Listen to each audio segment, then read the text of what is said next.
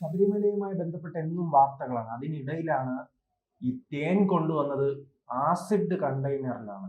Formic acid. അത് എന്തുകൊണ്ടായിരിക്കും ഈ വീഴ്ചകൾ തുടർച്ചയുണ്ടാവുന്നത്? ശബരിമലയിൽ സത്യം പറഞ്ഞു കഴിഞ്ഞാൽ അത് ഒരു അനാഥമായിട്ടുള്ള ഒരു സ്ഥലമായിട്ട് കിടക്കുന്നതാണ്. കാര്യം അവിടെ ഈ മണ്ഡലകാലങ്ങളിൽ മാത്രമേ അവിടെ സ്ഥിരമായിട്ടുള്ള സ്റ്റാഫും മറ്റു കാര്യങ്ങളും സംവിധാനങ്ങളും ഉള്ളൂ. ഇപ്പൊ തന്നെ ഈ സ്വർണ്ണപ്പാളി കടത്തിയത് തന്നെ അവരെടുക്കുന്ന ഇതിനിടയിൽ നമ്മളൊരു ഗ്യാപ്പ് വരുന്നുണ്ട്. കഴിഞ്ഞ ഓണം കഴിഞ്ഞിട്ട് പിന്നെ അടുത്ത് ഈ മാസം 17-ാം തീയതി, കഴിഞ്ഞ മാസം 17-ാം തീയതി നട തുറക്കുള്ളൂ എന്ന് അവർക്ക് അറിയാമായിരുന്നു. അപ്പോൾ അത് കണക്കാക്കിയിട്ടാണ് അവിടെ ഓരോ കൊള്ളയും ആസൂത്രണം ചെയ്യുന്നത്. അപ്പോൾ അവിടുത്തെ വനം വകുപ്പും ദേവസ്വവും അറിഞ്ഞു കഴിഞ്ഞാൽ അവിടെ എന്ത് വേണമെങ്കിലും നടക്കും എന്നുള്ള അവസ്ഥയാണ്. അപ്പോൾ ആകസ്മികമായിട്ട് പമ്പയിൽ സംഗമം നടത്തുന്നത് കൊണ്ട് അവിടെ ചെന്ന ജഡ്ജിയാണ് സന്നിധാനത്ത് ഒരു മിന്നൽ പരിശോധന നടത്തുകയും ഈ പാളികൾ അവിടെ കാണുന്നില്ല എന്നുള്ള കാര്യം റിപ്പോർട്ട് ചെയ്യുകയും ചെയ്തു.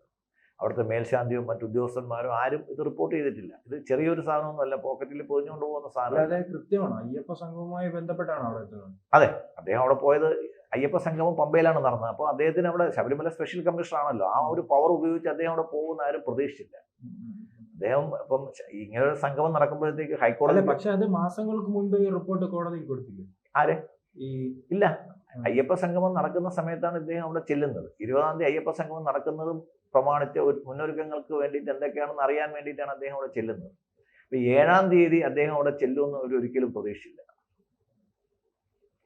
അപ്പം അപ്രതീക്ഷിതമായിട്ട് അവിടെ എത്തിയപ്പോഴത്തേക്കാണ് അദ്ദേഹത്തിന് അത് അറിയാൻ കഴിഞ്ഞത്. മാത്രമല്ല സന്നിധാനത്ത് അദ്ദേഹം വിവരങ്ങൾ എടുക്കാൻ വേണ്ടിയിട്ടുള്ള അത്യാവശ്യ സംവിധാനങ്ങളൊക്കെ അദ്ദേഹം ഒരുക്കിയിട്ടുണ്ടായിരുന്നു. നേരത്തെ മറ്റേ ADGPയുടെ ആ വിസിറ്റും അങ്ങനെ ട്രാക്കറിൽ പോയതൊക്കെ കണ്ടുപിടിച്ചത് ഫോട്ടോ സഹിതം തെളിവ് ഉൾപ്പെടെയാണ് അദ്ദേഹം ഹൈക്കോടതിക്ക് കൊടുത്തത്. അപ്പോൾ ഇത് ആകസ്മികമായിട്ട് കണ്ടുപിടിച്ച ഒരു കാര്യമാണ്. അപ്പം വളരെ വിജിലൻ്റ് ആയിട്ടുള്ള ആൾക്കാർ അവിടെ ഇല്ലെങ്കിൽ അവിടെ എന്ത് വേണമെങ്കിലും നടക്കും. ഹൈക്കോടതി ഇപ്പോൾ ചോദിച്ചൊരു ചോദ്യമാണ്, അവിടെ ഇരിക്കുന്ന വിഗ്രഹം തന്നെ ശരിക്കുള്ള അയ്യപ്പ വിഗ്രഹമാണോ അവിടെ ഇരിക്കുന്നതെന്ന് കോടതിക്ക് സംശയം ഉണ്ടായത് വെറുതെ ഒരു കാഷ്വൽ ടാക്ക് അല്ല ഒരു ഹൈക്കോടതി ജഡ്ജി പറയുന്നത്. അദ്ദേഹത്തിനകത്ത് അതിന് ഉപോദ്ബലകമായ മറ്റു കാര്യങ്ങൾക്ക് അദ്ദേഹം മനസ്സിലായതിനു ശേഷമാണ് സംഭവിക്കുന്നത്. കാര്യം ഇത് ആന്റിക് വാല്യൂ എന്ന് പറയുമ്പോൾ കോടികളാണ്. ഇപ്പൊ തന്നെ വാജിവാഹനം തിരിച്ചു കൊണ്ടുപോകണമെന്ന് അദ്ദേഹം കത്തെഴുതിയിരിക്കുകയാണ് തന്ത്രി. അല്ല, ഇതെന്താണ് ഈ ആസിഡുമായി ബന്ധപ്പെട്ട വിവരം? അപ്പം അവിടെ ഇതൊന്നും ചെക്ക് ചെയ്യാൻ അത് നമ്മുടെ ലാബ് ഉണ്ടായിരുന്നു. ഈ ഭക്ഷ്യസുരക്ഷാ ലാബിൽ ചെക്ക് ചെയ്തിട്ടാണ് ശബരിമലയ്ക്കുള്ള എല്ലാ സാധനങ്ങളും കൊണ്ടുവന്നത്. മുമ്പൊരിക്കൽ കോടിക്കണക്കിന് കിലോ അരവണ കളയേണ്ടി വന്ന ഒരു കാര്യം നമ്മൾ ഓർമ്മിക്കണം. അത് മനുഷ്യന് വളരെ ഡേഞ്ചറസ് ആയിട്ടുള്ള കീടനാശിനി ഉപയോഗിച്ച ഏലമായിരുന്നു അതിനകത്ത് സപ്ലൈ ചെയ്തത്. അപ്പോൾ അവിടെ ഈ എന്താ പറയുന്നത്, അവിടുത്തെ ലാബ് അങ്ങനെയുള്ള എല്ലാ ഗവൺമെന്റ് സംവിധാനങ്ങളിലും കോൺട്രാക്ടർമാർക്ക് സ്വാധീനിക്കാനുള്ള ഒരു സംവിധാനമുണ്ട്. ഇതിപ്പോൾ റെയ്ഡ്കോ എന്ന് പറയുന്ന ഒരു ഗവൺമെന്റ് സ്ഥാപനമാണ് അവിടെ, കോപ്പറേറ്റീവ് ഡിപ്പാർട്ട്മെന്റിന്റെ കീഴിലുള്ള ഒരു സ്ഥാപനമാണ് അവിടെ ഈ തേൻ കൊടുക്കാൻ വേണ്ടിയിട്ടുള്ള കോൺട്രാക്ട് എടുത്തത്.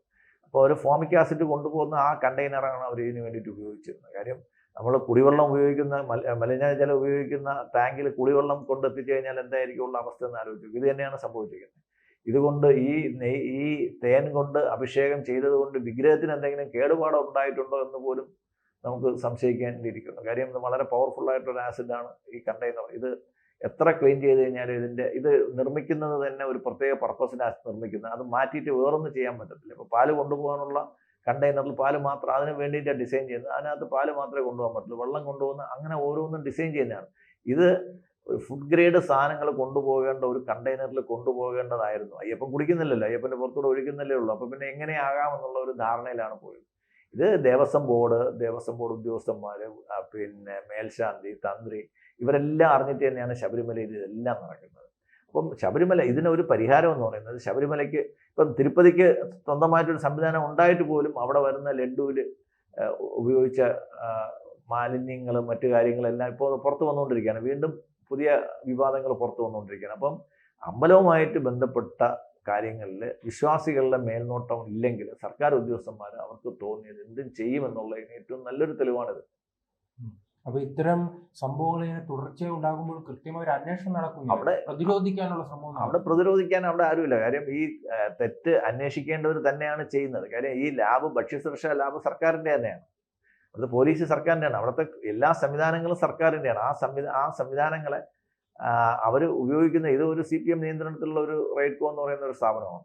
അപ്പോൾ ഇതിൻ്റെ മേളിലിരിക്കുന്നവരും എല്ലാം പാർട്ടിയുടെ ആൾക്കാർ തന്നെയാണ്. അവരുടെ കയ്യിൽ നിന്ന് ഇത് മോചിപ്പിക്കുക അല്ലാതെ വേറെ ഒരു മാർഗവുമില്ല. കാര്യം വിശ്വാസികൾക്ക് അമ്പലം നടത്തിക്കൊണ്ടു പോകുന്ന ഒരു അവസ്ഥയിൽ എത്തിക്കഴിഞ്ഞാൽ മാത്രമേ. ശബരിമലയിലെ പണം മാത്രമായി ചുരുങ്ങിയല്ലേ എല്ലാവരുടെയും ലക്ഷ്യം? പണം, സ്വർണം, ഇനി വസ്തുവകകൾ എത്ര മാത്രം കൈയേറിയിട്ടുണ്ടെന്നും അവിടെ എന്തൊക്കെ സ്ഥാപിച്ചിട്ടുണ്ടെന്നും അറിയത്തില്ല. കാര്യം വനം കൈയേറ്റോടെ നല്ല രീതിയിൽ നടക്കുന്ന ഒരു സ്ഥലമാണ്. ഒരിക്കൽ അയ്യപ്പന്റെ വിഗ്രഹം തന്നെ അവർ കൈയേറിയ അയ്യപ്പന്റെ വിഗ്രഹം തന്നെ വെട്ടിമുറിച്ചിട്ട് പോയ ഒരു സ്ഥലമാണ്. അതിനുശേഷമാണ് അവിടെ പുറപ്പെടാശാന്തി വന്നതും കൂടുതൽ സെക്യൂരിറ്റി ഒക്കെ വരുത്തി. എന്ത് സെക്യൂരിറ്റി ചെയ്ത് കഴിഞ്ഞാലും അതിനെയൊക്കെ ഡൈവേർട്ട് ചെയ്യാനും അതിനെല്ലാം ഷോർട്ട് ചെയ്തിട്ട് അവരുടെ കാര്യങ്ങൾ നടത്താൻ വേണ്ടിയിട്ടുള്ള സംവിധാനം പാർട്ടിയുടെ പൂർണ്ണ നിയന്ത്രണത്തിലൂടെ നടക്കുന്നു.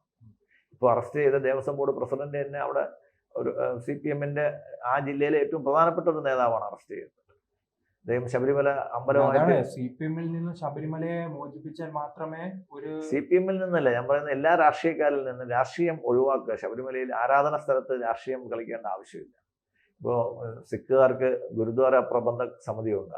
ആ ഗുരുദ്വാര ഗോൾഡൻ ടെമ്പിൾ സൂക്ഷിക്കാൻ വേണ്ടിയിട്ട് അവർക്ക് സ്വന്തമായിട്ടൊരു സമിതിയുണ്ട്. അപ്പോൾ ഭക്തജനങ്ങളെ സംഘടനയെ ഇത് ഏൽപ്പിക്കുക എന്നുള്ളതൊക്കെ കഴിഞ്ഞിട്ട് വേറെ അതിനകത്ത് യാതൊരു പരിഹാരവും കാണുന്നില്ല. വിശ്വാസം അയ്യപ്പൻ്റെ മുമ്പ് ചെന്ന് വണങ്ങാൻ പോലും തയ്യാറല്ലാത്തവർ ദേവസ്വം ബോർഡ് പ്രസിഡന്റായിട്ടും ദേവസ്വം മന്ത്രിയായിട്ടും ഒക്കെ വെച്ച് കഴിഞ്ഞാൽ എന്താ ചെയ്യുന്നത്? മന്ത്രം അറിഞ്ഞു പറഞ്ഞാൽ അവിടെ പൂജാരി, അവിടുത്തെ തന്ത്രിയാണ്. ഇനി ഈ കൊള്ളയ്ക്ക് മുഴുവൻ കൂട്ടുനിന്നവരാണ് അവിടുത്തെ മുൻ മേൽശാന്തിമാർ.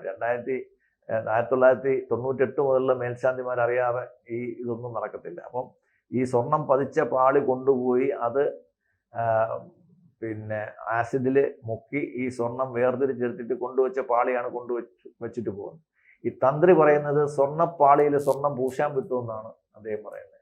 അദ്ദേഹത്തിന് ഇതിനെ പറ്റിയിട്ട് എന്താണ് അറിയാന്നുള്ളത് എനിക്കറിയത്തില്ല. സ്വർണ്ണപ്പാളിയിൽ സ്വർണം പൂശേണ്ട ആവശ്യമില്ല, കാര്യം അത് സ്വർണം തന്നെയാണ്. അത് ക്ലീൻ ചെയ്യേണ്ട ആവശ്യം മാത്രമേ ഉണ്ടാകുന്നുള്ളൂ. അപ്പോൾ എന്നിട്ട് വർഷം തോറും, അപ്പോൾ ഇത് എല്ലാ വർഷവും ഇത് പൂശുന്നുണ്ട്. എന്നിട്ട് സ്വർണത്തിന് 40 വർഷം വാറണ്ടി എന്നുള്ളത് നമ്മൾ ആദ്യമായിട്ട് കേൾക്കുകയാണ്. സ്വർണത്തിന് നമുക്ക് വാറണ്ടിയുടെ ആവശ്യമില്ല, കാര്യം സ്വർണത്തിൻ്റെ പേര് ഇറ്റ്സെൽഫ് അത് വാറണ്ടിയാണ്. അപ്പോൾ അതിന് വാറണ്ടിയും കൂടെ വാങ്ങിക്കുകയും ഇതെല്ലാം എഴുതി വയ്ക്കുകയും ചെയ്ത കുറെ ഉണ്ണാക്കന്മാരാണ് ദേവസ്വം ബോർഡിന്റെ തലപ്പത്ത് ശബരിമലയിലിരിക്കുന്നത്. അപ്പോൾ ഇത്തരം കാര്യങ്ങളിൽ തന്ത്രിയും പങ്കുണ്ടോ? ഇത് എല്ലാവരും ചേർന്നുള്ള പങ്കാണ്. കാര്യം ഇതിനകത്ത് നമുക്ക് ആരെയും ഒഴിവാക്കാൻ പറ്റില്ല. തന്ത്രി തന്നെയാണ് അവിടുത്തെ ഏറ്റവും പ്രധാനപ്പെട്ട പ്രതി. ഈ കേസിൽ 1-ാം പ്രതിയാവേണ്ട മേൽശാന്തി അവിടുന്ന് പടിയിറങ്ങി പോവുകയും ചെയ്തു. അയാളെ ഇതുവരെ അറസ്റ്റ് ചെയ്തിട്ടില്ല, ചോദ്യം ചെയ്തിട്ടില്ല. തന്ത്രിയെ ചോദ്യം ചെയ്തപ്പോഴത്തേക്ക് തന്ത്രി പറഞ്ഞതെല്ലാം പരസ്പര വിരുദ്ധമായ കാര്യങ്ങളാണ് പറയുന്നത്.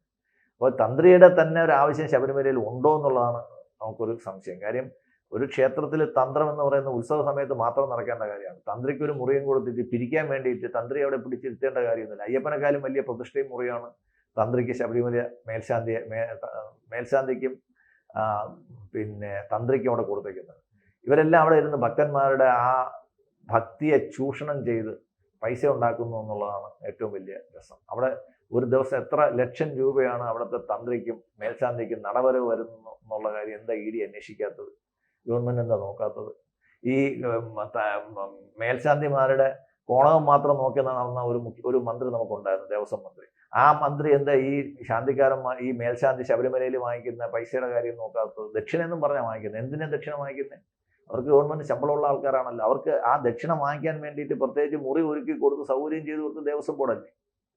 അവർക്ക് വിശ്രമിക്കാനുള്ള മുറിയല്ല. ഭക്തന്മാർക്ക് തന്ത്രിയെ തൊഴാൻ വേണ്ടിയിട്ട് ഒരു മുറി വെച്ചിട്ടുണ്ട്, മേൽശാന്തിയെ തൊഴാൻ വേണ്ടിയിട്ട് ഒരു മുറി വെച്ചിട്ടുണ്ട്. ഞാൻ അവിടേക്ക് പോയിട്ടുള്ളതാണ്. തിരുവനന്തപുരത്ത് നിന്ന് ഗോശാല വിഷ്ണു വാസുദേവൻ നമ്പൂരി അവിടെ മേൽശാന്തി ആയിരുന്ന സമയത്ത് ഞാൻ അദ്ദേഹത്തെ പോയി കണ്ടതാണ്. കാര്യം നമ്മുടെ പരിചയത്തിന്റെ പുറത്തേക്ക് കണ്ടത്. അപ്പോഴത്തേക്കാണ് ഞാൻ ശ്രദ്ധിക്കുന്നത് അവിടെ തന്ത്രിക്കൊരു മുറിയുണ്ട്. അവിടെ ആൾക്കാർ വരുന്നു. അയ്യപ്പനെ വണങ്ങുന്നതിനേക്കാളും ഭയങ്കര ഭക്തിയോടെയാണ് ഇവർ വണങ്ങുന്നത്, കാണിക്ക കൊടുക്കുന്നത്. അപ്പോൾ ഇതെല്ലാം അവിടുത്തെ ഈ ശബരിമലയിൽ ഒരു ടോട്ടൽ ക്ലീനിങ് ആണ് അവിടെ വേണ്ടത്. മൊത്തത്തിൽ ക്ലീൻ ചെയ്ത് ഭക്തരുടെ മേൽനോട്ടത്തിൽ നടന്നാൽ മാത്രമേ അവിടെ നടക്കത്തുള്ളൂ. ഈ അന്നദാനം അവിടെ നടക്കുന്നു എന്ന് പറഞ്ഞാൽ കോടിക്കണക്കിന് രൂപ എഴുതിയെടുക്കുന്നു. ആർക്ക് അന്നദാനം കിട്ടുന്നത്? ആരവിടെ ഭക്ഷണം കഴിക്കാൻ ചെന്നിരിക്കുന്നത്? വളരെ കുറച്ച് പേർക്ക് മാത്രം കൊടുക്കും. എന്നിട്ട് അവർ കോടിക്കണക്കിന് രൂപയുടെ ബില്ല് വരും. ഈ ഭക്തന്മാരൊന്നും എനിക്കൊന്ന് 20-ൽ കൂടുതൽ പ്രാവശ്യം ഞാൻ ശബരിമല പോയിട്ട് ഇതുവരെ എനിക്ക് അന്നദാനം കഴിച്ചിട്ട് വരാനുള്ള സൗകര്യം ഇതുവരെ ഉണ്ടായിട്ടില്ല. കാര്യം അത് സാധിക്കത്തില്ല. മണിക്കൂറുകളോളം ക്യൂ നിന്ന് തൊഴുന്നതിനേക്കാളും കൂടുതൽ നേരം അവിടെ ക്യൂ നിൽക്കണം. ആരോ ഒരു നേരത്തെ ഭക്ഷണത്തിന് വേണ്ടിയിട്ട് നിൽക്കുന്നത്. പക്ഷെ നമ്മൾ ക്യൂ നിന്നാലും കഴിച്ചാലും ഇല്ലെങ്കിലും അവിടെ പോകുന്ന ഭക്തന്മാരെ എണ്ണം കണക്കാക്കിയിട്ട് അവർ പൈസ എഴുതിയെടുക്കും. ഇപ്പൊ തന്നെ നമുക്ക് തിരുവല്ലത്ത് പരശുരാമസ്വാമി ക്ഷേത്രത്തിൽ ഇതേ രീതിയിൽ ഒരു കാര്യം വന്നിട്ടുണ്ട്. കാര്യം അവർ ദിവസം 1000 പേര് 500 പേര് അവിടെ ഭക്ഷണം കഴിക്കുന്നു. അവർക്ക് അന്നദാനത്തിന് ഉള്ള പൈസ അവർ എഴുതിയെടുക്കുകയാണ്. അവിടെ ആരും പോകുന്നുമില്ല, അന്നദാനം നടക്കുന്നില്ല. അവിടെ ദിവസം ഒരു 100 കൂടുതൽ ആൾക്കാർ അന്നദാനത്തിന് ഇരിക്കുന്നതും കണ്ടിട്ടില്ല. അപ്പൊ ഇതിന്റെയൊക്കെ പേരിൽ ഒരു കൊള്ളയാണ് ദേവസ്വം ബോർഡിനകത്ത്.